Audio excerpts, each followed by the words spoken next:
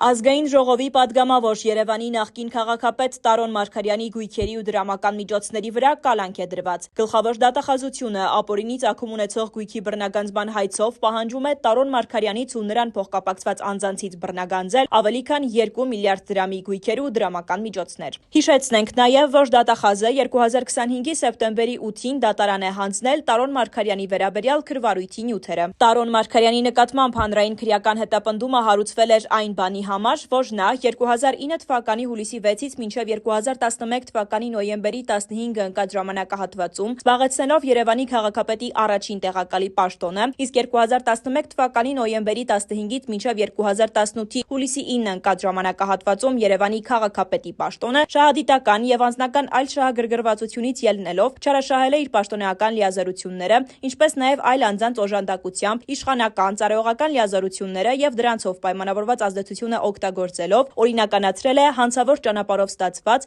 առանձնապես խոշոր չափերով գույք։ Վարչական պատասխանատվության միջոցներ չի կիրառել պետական սեփականություն հանդիսացող հողամասը ինքնակամ զավթած անձանց նկատմամբ։ Քրեական գործը գտնվում է նախնական դատալսումների փուլում։